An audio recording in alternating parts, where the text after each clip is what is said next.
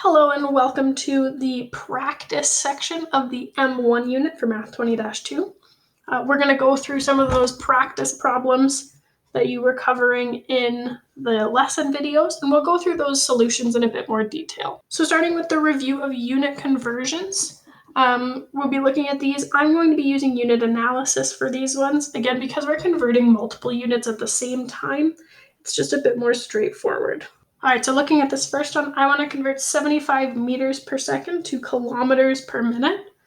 So again, I'm starting with 75 meters for every 1 second, right? I like to write it as a true fraction. And that means we're going to need a couple of conversion factors. So 2 things to know here. I need to go from meters to kilometers. To use that piece of information, I need to know that there's 1,000 meters in every 1 kilometer. And then I also need to go from seconds to minutes. I need to know that there's 60 seconds for every 1 minute. Right? And that'll get us converted. So going back to the question, remember I'm going to multiply by those conversion factors in whatever order I want. I'm going to get rid of those meters first. So again, I want to make sure that meters then shows up on the bottom of the fraction so that we have those in common so that these units cancel out. And I'm left with my units in terms of kilometers using my conversion factor. Now I've dealt with the kilometers, right? I'm now in kilometers. I now need to get rid of seconds and turn it into minutes. Seconds right now lives on the bottom, so I'm going to put it up on the top. So that same thing here, those 2 units cancel each other out, common factor top and bottom. And I'm left in kilometers on top and minutes on the bottom. Last step here is to just multiply all the way through, right? 75 times 60 times 1 on the top. I get 4,500 units in kilometers now. 1 times 1,000 times 1, so just 1,000 units are now minutes on the bottom. Last step is divide those 2 numbers so that you get that unit rate where it's out of 1, and that gives us 4.5 kilometers for every 1 minute, right, or per minute. Looking at B, so similar, I'm going now from meters to minute to kilometers per second. So let's start with that. We'll go 120 meters on the top. And again, per minute, that means 1 minute, right? 120 meters passes for every 1 minute that passes. Using those same conversion factors, right? We're actually still going from meters to kilometers, and we're going from minutes to seconds, just in the opposite order. I'll switch it up just so that we can see how it's the same. If I want to get rid of minutes first, again, as long as my minutes show up on the top so that they cancel out, and seconds show up on the bottom, and I'm using that true conversion factor, right? This needs to be a statement that's true. I can't say 1 minute's over 30 seconds because that's not true. There isn't 30 seconds for every 1 minute. Right? And then I'm going meters to kilometers. Again, meters goes on the bottom, kilometers on top. Again, this is a true statement. There is 1 kilometer for every 1,000 meters. I can't put in anything false. I couldn't say 1 kilometer for every 800 meters because that's not true. That's not a true rate. And we end up here when I multiply across, 120 units are now just kilometers on top. Across the bottom, 6,000 units are now seconds on the bottom.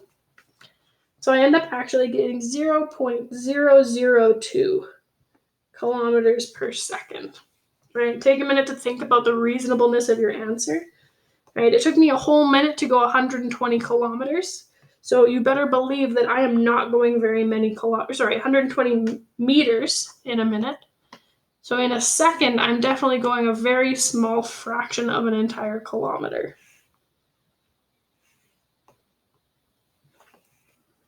Moving on to C, 5 meters per minute to kilometers per hour. So this time we'll need another conversion factor. We need to know here that there is 60 minutes. for every 1 hour.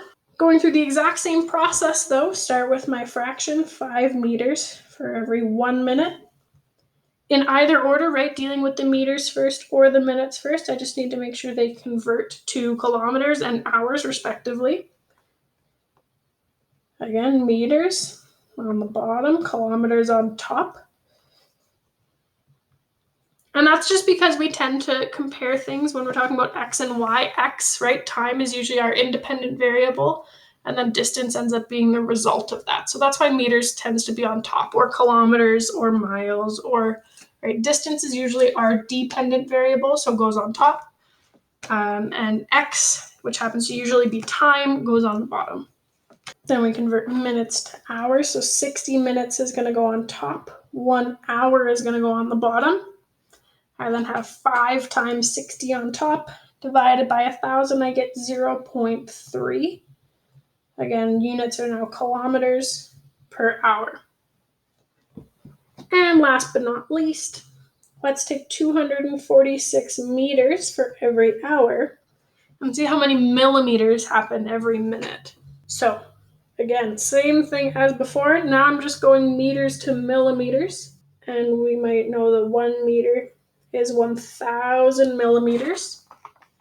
And we already know hours to minutes. We're just going in the opposite direction this time. Again, just to change things up, let's go 1 hour on top, 60 minutes on the bottom. We're now in meters per minute, but we want millimeters. 1,000 meters on the bottom, 1 millimeter on the top. Here I get a pretty small fraction. I'm going to get 246 millimeters, 60,000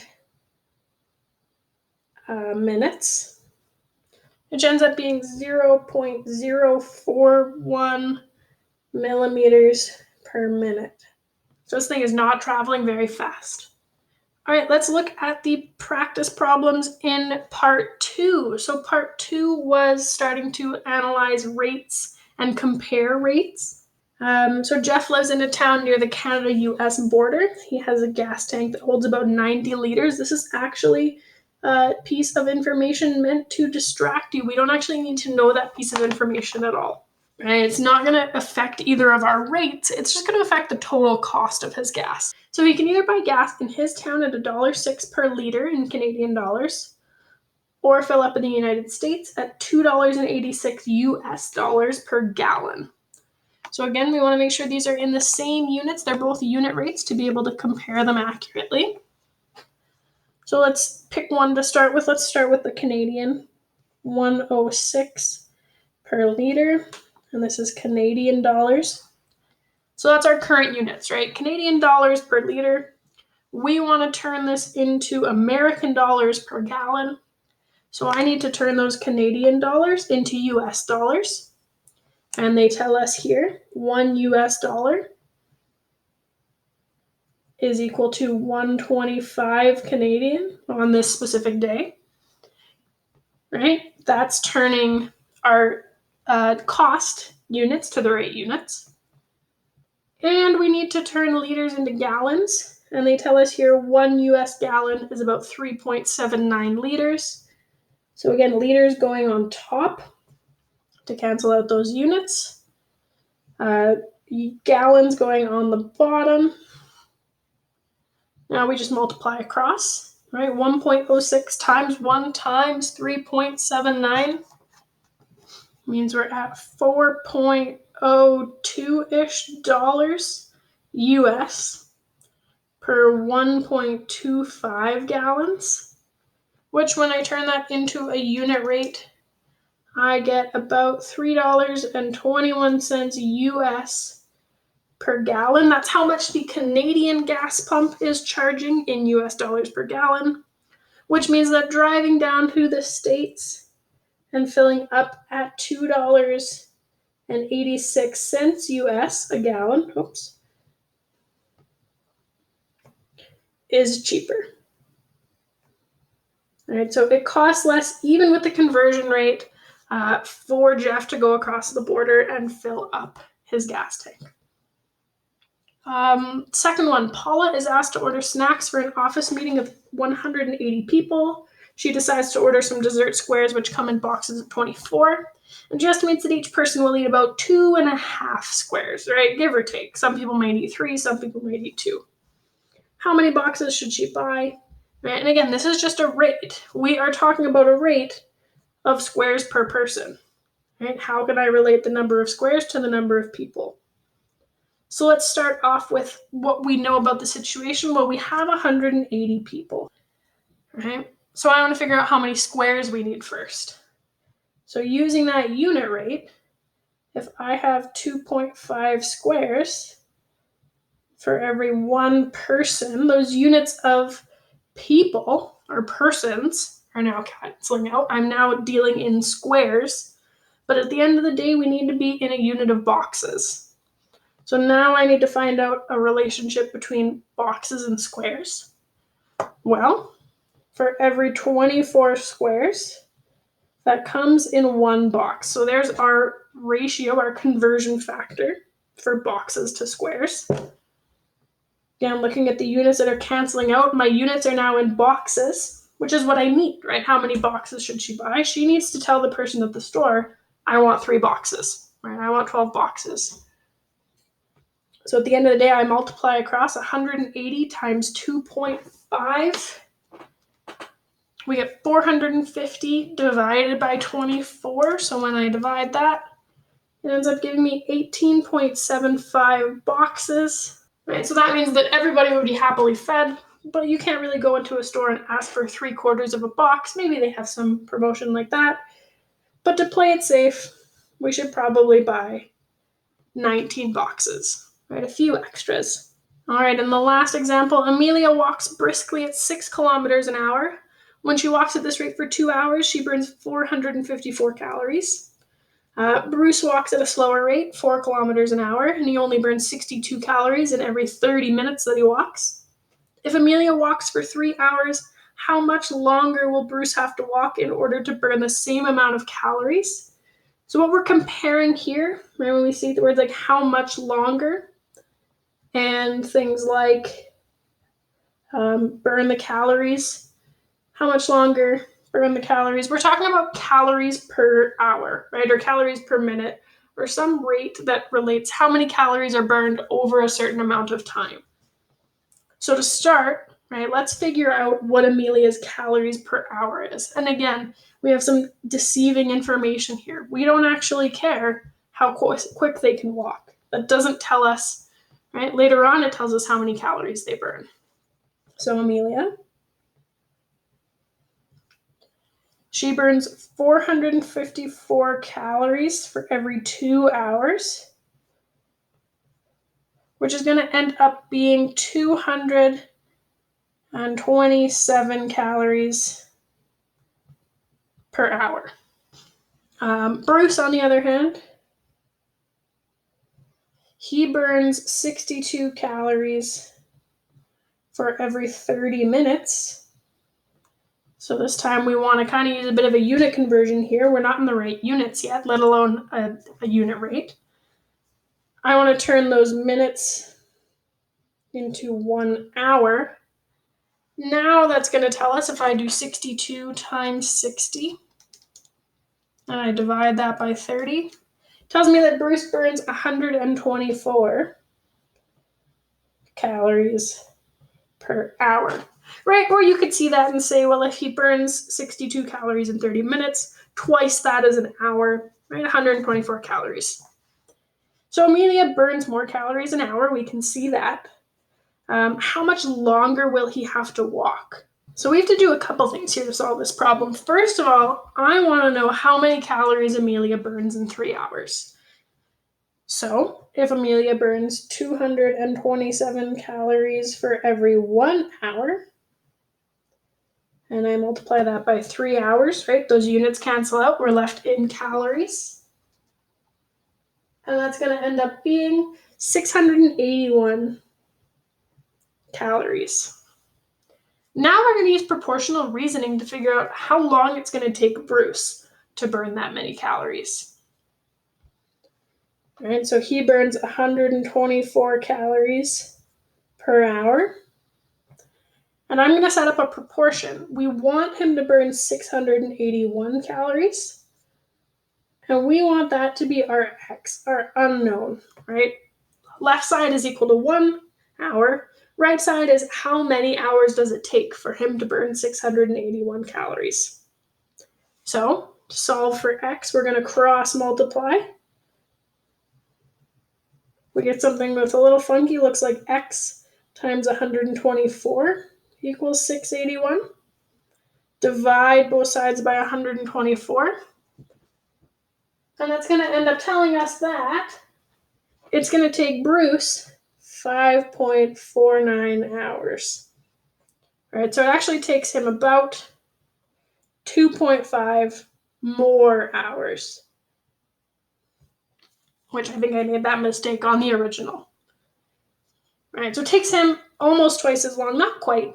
Right, he's walking for 5.5 hours to burn the same amount of calories. All right, now we'll quickly recap the examples from part 3. However, these are kind of up to your own interpretation. All right, for this first example, describe a scenario that could be represented by this graph. Right, the example I had come up with was walking to the store, getting a snack or a drink or something, and then walking to the park, and then getting a ride home. The main thing we want to notice here, right, is we see those different slopes, right? Increasing slope. It looks like we cover about 30 minutes. We cover 2 kilometers, right? So it's about a kilometer every 15 minutes. We then see a 0 slope, right? So stationary. Make sure you're describing some stationary activity for that 10 minutes. The third chunk, we cover in about 20 minutes. We cover 3 more kilometers. So maybe we went for a run, right? Maybe we picked up the pace. Maybe it was a jog. And then looking at the last part, the main thing to notice, right? A, we're decreasing and we get all the way back down to 0. So you're getting back to where you started. If that was from home, if that was from school, right? You're getting back to where you started.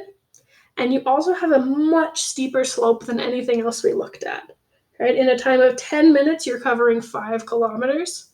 That's much quicker than anything else. So that might be something like hopping on a bicycle or driving a car, right? Something that is quicker than the methods you described in section 1 and section 3.